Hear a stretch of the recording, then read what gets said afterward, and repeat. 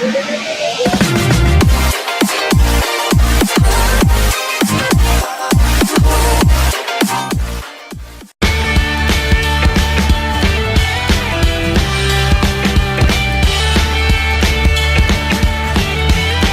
it was, sitting in my driveway as I returned home after running out for errands.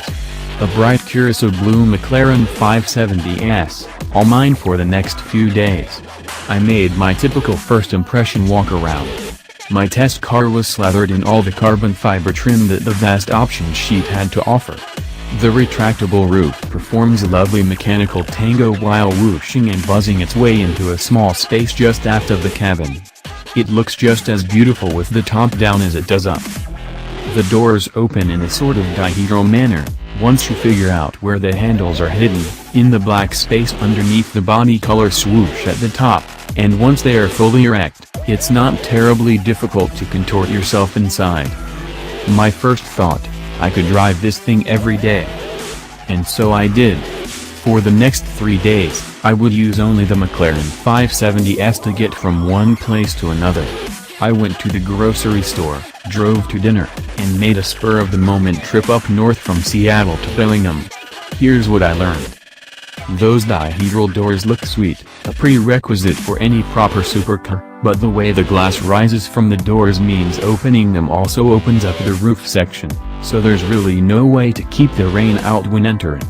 That doesn't matter on beautiful sunny days, but remember, this is my daily driver for the weekend, come rain or shine.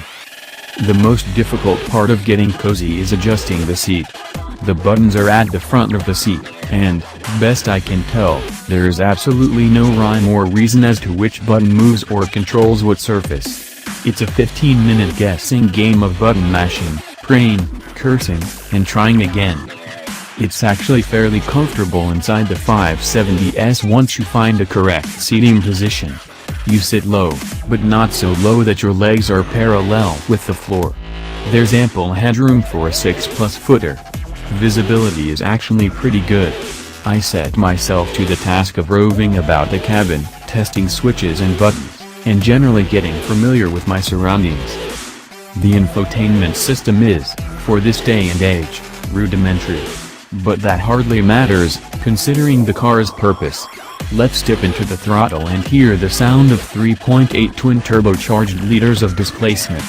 There are 562 horsepower and 443 pound-feet of torque waiting to burst out, at least once the engine settles into a completely reasonable idle after its somewhat frenetic minute-long warm-up routine.